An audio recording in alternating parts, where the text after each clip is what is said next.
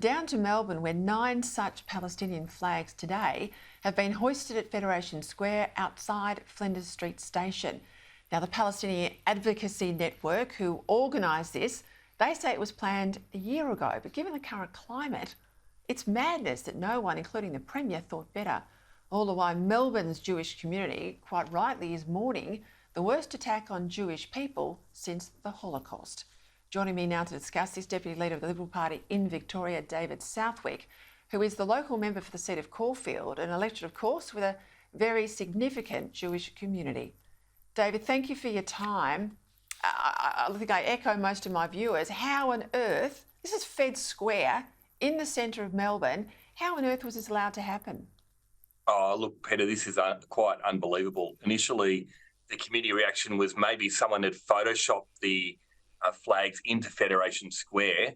I mean, seriously, this government, the council, the Federation Square management are all tone deaf to think that flying flags in this time where the Jewish community are living in fear, they've got more anxiety than I've ever seen before. Most people won't leave their homes, let alone go into the city, because there's been rally after rally inciting hatred to Jews. We've seen genocide, calling for genocide to the Jews. And now we've got this. It's beyond belief that someone would allow this to happen. And if you compare at the moment, today in Times Square, there is an empty Sabbath table with 220 chairs around it for the hostages that have been taken by Hamas. Whereas we in Melbourne, in our Federation Square, have 9 Palestinian flags. There is something definitely wrong with this picture. I initially thought it was something to do with the Melbourne City Council, so I contacted the Deputy Lord Mayor, Nick Rees. He said it was nothing to do with them. Do we know who was involved, or have they been taken down?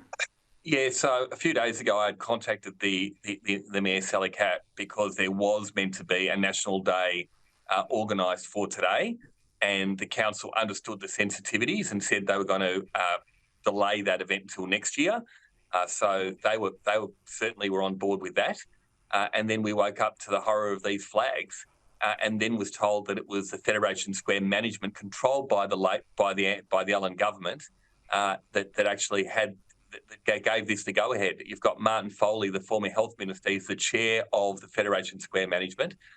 We were told that the flags would be taken down, and then ultimately, when there was community uproar about these flags, and now we're told that the flags won't be taken down until after the vigil that's being done tonight, which we're also being told just moments ago that potentially the Minister for Multicultural Affairs will be addressing that vigil. I mean, seriously, we've got people that will talk out of both sides of their mouths. You've got the government on one side saying that Israel has an absolute right to exist and defend itself, and calling the atrocities that they are, but then are quite comfortable addressing these kinds of rallies that call Israel horrible things, call Jews horrible things.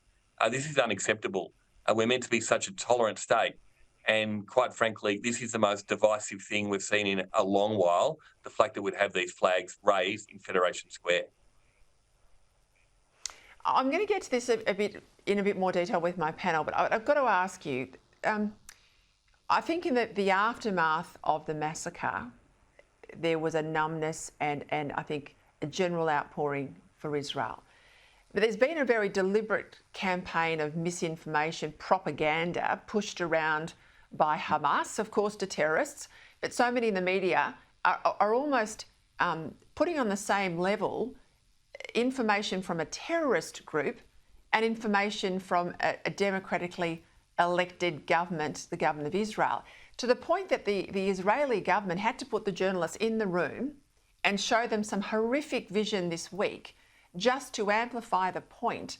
This is what happened, and you've got to stop denying it. Well, look, the IDF have never, ever had to react the way that they have in real time to take journalists and show the horror that has taken place, because, quite frankly, we have so many other things that are made up on the other side, and we need to show that there is the balance. I mean, there's not even a balance here. This is a terrorist attack. If the same thing happened with 9/11, you would never have this kind of situation where you try and No. normalise it. You try and compare it. There is no excuses for anything that's happened right now, and I just can't believe that people are trying to show some equality with any of this piece. And the Jewish community are peaceful people, and Israelis and the Jewish community do everything to save life. That is what we believe. That is who we are. And you've got Hamas, which do everything to take life. You can't compare that. And we are the first to call for innocent Palestinians to be saved. And one of the things that's really disappointed me through all of this is the fact that you've got these activists not joining together for calling the end of Hamas, because that is the way that the Palestinian people can live peacefully. And we should be unified on this. We should be on a unity ticket. The common enemy is Hamas. And to even think that journalists, that those from the left, other politicians would try and give some kind of excuse for this is completely, it's beyond belief. We've got many in our Jewish community at the moment, they won't attend school. They are taking the holy scriptures off their doors because they don't want to be identified by maybe an Uber driver. I've got people that have completely wiped themselves from social media. They are living in fear at the moment because you've got people that are trying to attack, trying to use this as anti-Semitism against Jews. We've just never seen this kind of thing before. It's unacceptable. And I think I'm calling for people to be rational, reasonable. This isn't a time for a history lesson. This is a time for people to show some humanity against the Jewish community that are being targeted disgracefully during these times. Thank you, David.